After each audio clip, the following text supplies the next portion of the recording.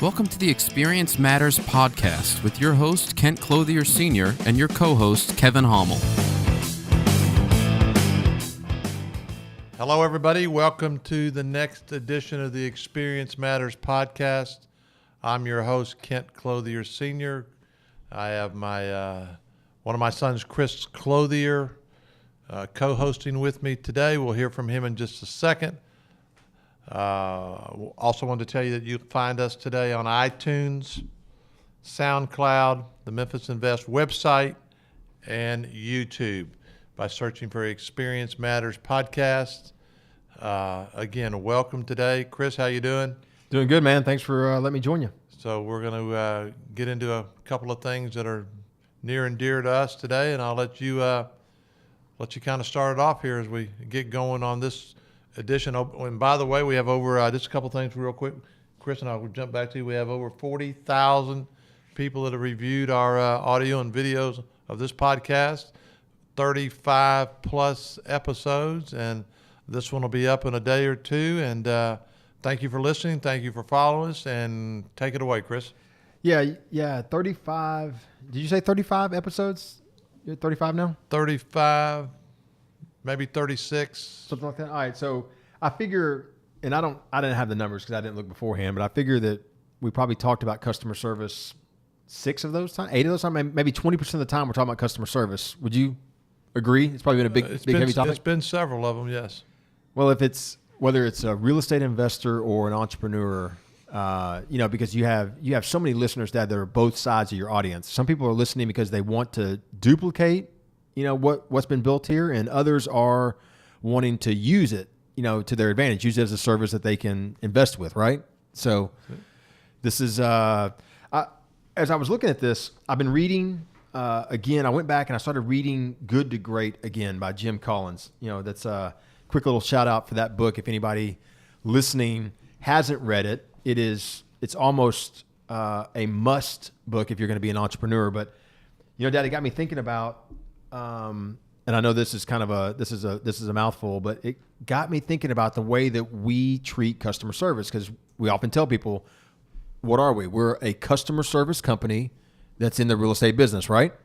That's it. So, but it's, and I know that we've talked about it, but I wanted to give some examples today to people so they can understand that we're fanatical about customer service. And it's not, I was blown away a little bit because so many people probably think it's, when we say customer service and what we talk about, what we're known for is calling a client every month. So that high level of communication, but it's so much deeper. I mean, customer service is really, it's absolutely a part of our company. It's part of the fabric that makes us who we are, right? Mm-hmm. Wouldn't you agree? And it, so I thought today, Dad, we got a 20-minute podcast here. I thought we would, kind of dive in real quickly and give some people some real life examples of some things that they don't think about, maybe they don't know that this is what we mean when we say we're fanatical. Fanatical isn't just hiring 10 people to work in your customer service department, although that's a pretty big department now, wouldn't you say? Yeah, I think we have 3, 5, maybe 8, 9. I think we have about 9 people in customer service, 8 or 9. 8 or 9, and then we have if you include Nate, who runs the department, that's your 9, and then we have on the books already number 10 to be hired and trained to be up and going in the fall. So, and back when we first did that, Dad, your idea, did we have one customer service person or 2? Was it 1 or 2 that we started off with? I think it was 1, and then we added 2 within a year, I think. Yeah, and I'll never forget. This is what people aren't going to know. So we used to have our company-wide meetings, and back when we had 17, 18 people that worked for us, we're at 90, well, we're over 90 team members today, right? Right. So we would sit down with 17, 18 people, and we would study. We would read a book, something about, whether it be about sales or whether it be about better marketing, whether it be about customer service, and we really focused in 3 or 4 times on customer service books. And so when we put that person in customer service, one of the things that you used to say was you didn't care how long that person spent on the phone with a client. Is that right? Exactly right. And Whatever it took. And what was the thought process of that? I mean, what were you thinking when you were saying that we didn't care? I want them to build a relationship. I want them to build rapport. I want them to build a foundational experience with the. At that time was on that specific thing, the client, building that relationship. That if we built trust and we build rapport, then these people would continue to buy second, third, fourth, and fifth, all up to 10, 12. And today we have customers as high as 30 properties with us. Yeah. It was all about, that's the difference. It was never about, let me call you and tell you just what's happening with your portfolio, but it was what's happening in your life. Let's build a real relationship. We're kind of forcing this relationship because you're an investor and we are managing your investment, but let's make it about more than that. Let's make it real, add some depth to it, you know? Mm-hmm. And, but that was a conscious decision that we had. And so what that became was a customer service department.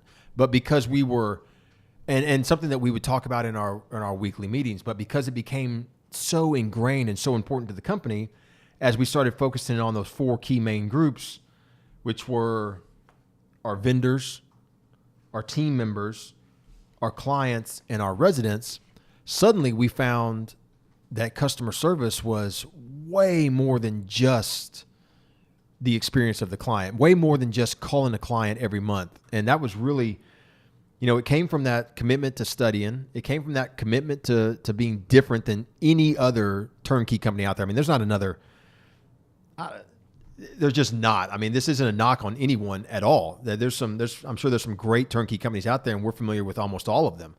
Many of them have come to us for training and on how to be, better companies. But that doesn't mean that the fact that there's not another company like us isn't still a fact. There's no one that has the commitment to this level of customer service that we do. And we know that. You know what I mean? And I thought that we would give your listeners 2 or 3 more examples. And specifically, I thought we would talk about the audit that we've done. I thought we would talk about the surveys that we're doing to our clients, but then what I know is going to blow the listeners away is the surveys we're doing with the residents. So I thought, you were real big on the audit. I thought I'd let you talk a little bit about what that meant and and we can talk a little bit about what it's meant to our clients. So the reason why we did it and how that really fits service, So about 6 or 7 months ago, we started internal audits of our vendors, just going back for a year and checking invoices against prices that they gave us. And we've been doing that for 6 or 7 months, and we found thousands and thousands of dollars worth of miscalculations or errors or whatever you want to call it. Some that we made and some that our vendors made. And we actually found money that we owed some vendors, which was a good thing. And we actually found money in the audit that we had overcharged our investors inadvertently. And talking about a few $100 here and a few $100 there, and we were able to go back and refund several $1,000s to our clients, investors, by some mistakes that a vendor might have made in billing or invoicing us. So that was something that we've implemented, and we do that off and on over a period of a year, where we'll take a couple of companies and we'll go in and pull all their invoices for a year. Because look, we paid out over $35 million last year just to vendors, right, on move-outs and renovations. And the move-outs and maintenance, of course, is directly reflected to the investors, and the rehabs and renovations are money that we pay prior to ever selling it. So there were some mistakes in there too on some money. Then there was also some stuff that we found where we owed the vendors back. So that was a good thing for us, and it continues to be ongoing. So again, to be clear, we put somebody in our company whose sole job for whatever it was, 6 months, every day was invoice auditing. Mm-hmm. I mean, they were taking every invoice and auditing. And the reason why it's so important for everybody out there listening is that when you talk about transparency, for a company to sit here, and you just said it there, Dad, there was, I think it was roughly $35,000 in errors one way or the other that we found through those invoices. When you're talking about almost $40 million in paid out dollars in invoices from our vendors. So that's 0.1% had an issue.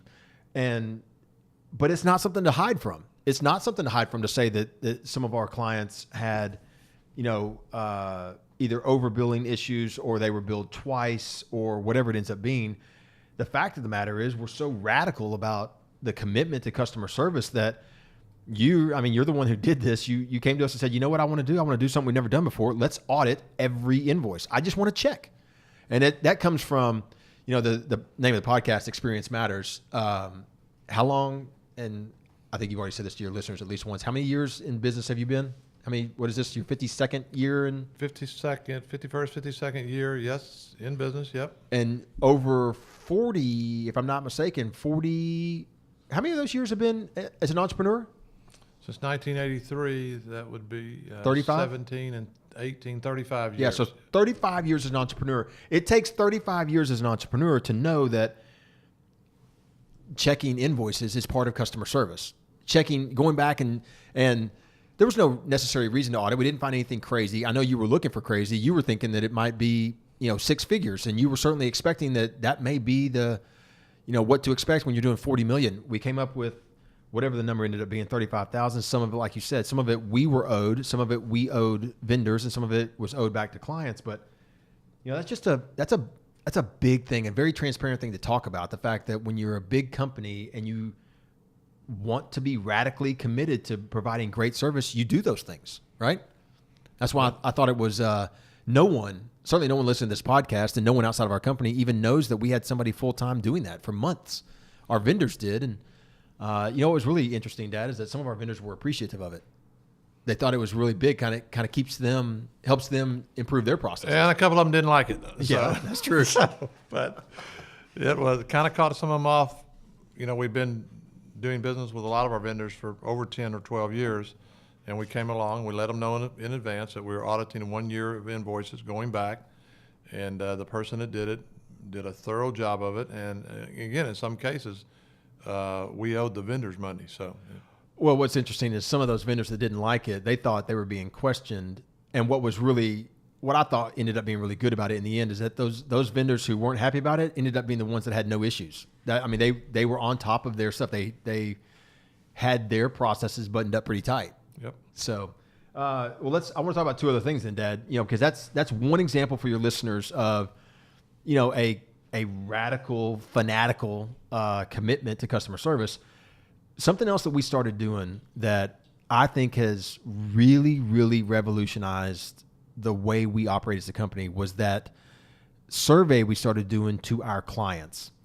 And we do the survey after closing, and the survey is very particular about the process they went through. So for those listeners who have never bought a house from us or kind of understand what this means, when an investor buys a property from us, it doesn't matter if it's their first one or their 30th one, we survey them on their experience. We want to know, was the house, did they feel like the communication was good? Was the house specifically picked for them? Did they have any issues with the timing? How was their communication and performance of the lender, if there was one involved, the closing attorney, the notary? We want to know how the insurance went. We want to know their entire process. And it hasn't always been perfect. That's been the thing. We're striving that we can get graded on a 1 to 10 scale. And, we ask what we think is two very important questions. One, we want to know that we've earned the right to continue doing business with that investor and help them continue building their portfolio. We also want to know that we've earned the right for them the confidence for them to be able to tell others about our company, right? That's exactly right. And so, talk a little bit about why you wanted to do that, and then let's talk a little bit about what happens when it's not perfect. Well, let's take the first one. We do a survey every time a client closes on a purchase from us. And they buy the house and they close on it. And like Chris says, there's a lot of questions that we ask on the survey, because not only do we expect to have a high level of excellence, we expect our closing attorney, Yes. We expect the home inspector. We expect the notary maybe that comes with their resident. We expect the insurance relation. So we're looking for how the complete experience went on the closing. And then we send them a digital and I believe an email survey for them to fill out and send back to us. And then those are brought in here into our executive meetings where we review every single one of them through the Clothier family. And what we're looking for is things that we can do better. We know we're not perfect. We know that every part of our processes with 90 people working for us, sometimes people make mistakes and everybody is human. But we want to bring out these mistakes. And as Nick Saban says, we want to learn from a failure.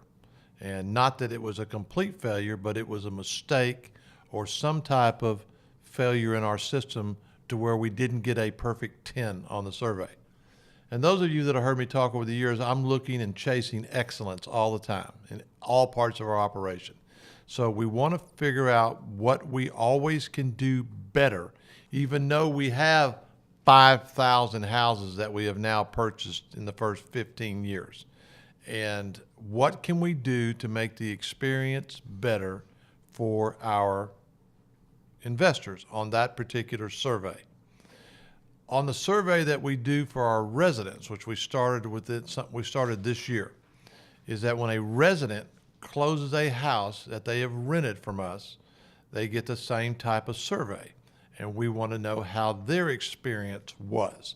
We want to know how their house looked when they rented it, what they liked, what they didn't like, what we could do better, how was the rental representative with them, how did that go, how did their online closing go, how did their the house look when they moved in, was it clean, was it fresh, and so on and so forth. So we have this survey, and they've come back and they've been pretty good overall, but every once in a while we'll find a survey that's, if it's not a 10 or a 9, I believe today, is that our property manager, Nate, or Ryan in Dallas, we're going to the house to meet with the resident.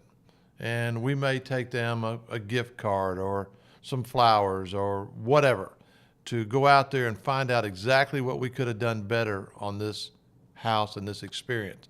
Because we know that if the resident has a good experience, they're going to renew their lease with us.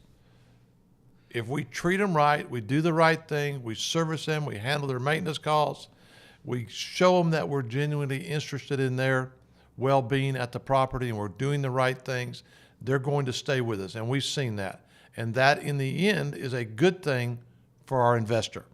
It continues to accelerate his or her return. It continues to be a level of excellence that they're going to tell other people about, the investor. And even the resident is going to tell other people that they may know that wants to rent a house about the experience that they had with us. Yeah, I want to make, I don't want to run through that too quick because you jumped straight to that second survey, which is great. I want people to understand really kind of what that means. We're on pace. We know through 7 months this year that if we maintain what we've been doing, we're on pace to have a record low number of move-outs in a year for our company. And we're managing 800 houses this year on average, more than we did last year, and we're going to have fewer actual move-outs, not just by a percentage, but by the number. You know what I mean?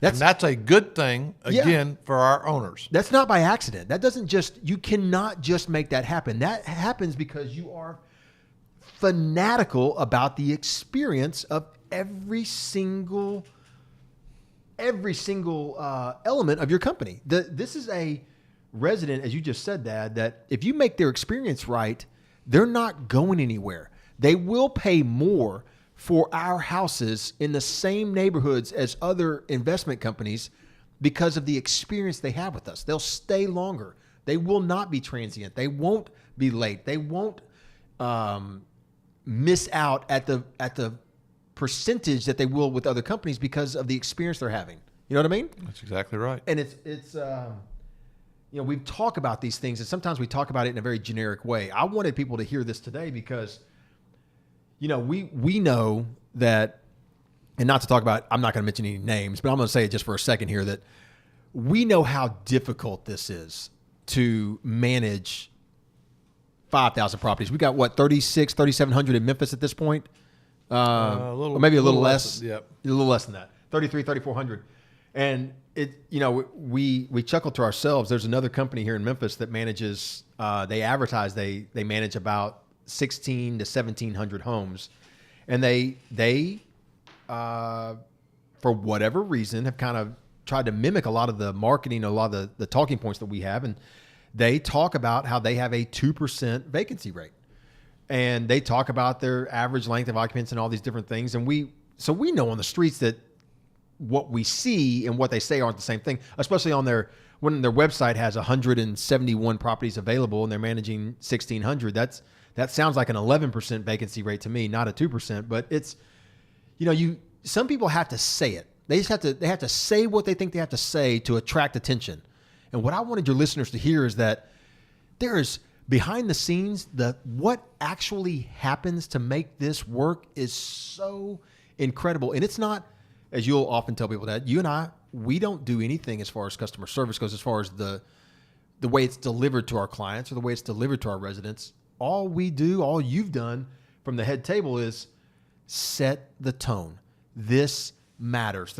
The experience, every single person from the vendor to the client, to the resident, to our team, the experience they have matters. And when you are fanatical about the way you deliver that experience, that is the ultimate definition of customer service to me. So, well, and just to bear down a little bit harder on it, because I am so fanatic about it. When we have our 1 o'clock meeting every day, and our property management, Nate is in here and Ryan is on the call, and let's say that we've had a survey that came back that was not a 8, 9, or 10. Right. And 2 or 3 months ago, they told me that we're working on it. We're going to do. I don't want to hear that. Right. Okay.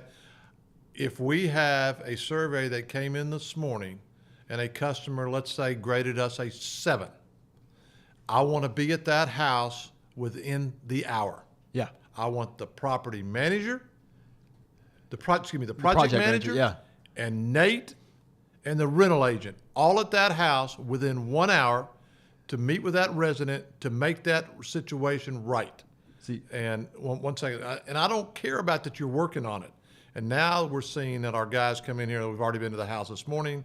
We had one last week where they went to the house and met the lady at 11 o'clock, and she was shocked when they bought her a gift card and some flowers. But show us what you were talking about, because we don't want you to have a bad experience. Yeah, that's how fanatic. There's a lot of stories, Dad, that through the years that have been told about you. You kind of, I don't know how they've all started. There's a lot of stories about you out there, about the way you.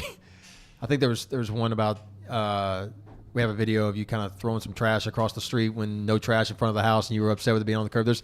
We'll add one more to the story, which was, and this happened, as you said, just a couple of months ago when they walked in and said they were going to handle it, and you literally sent everyone out of the meeting. You're leaving now, and you're going to the house right now to meet with that resident, apologize for our failure to be excellent.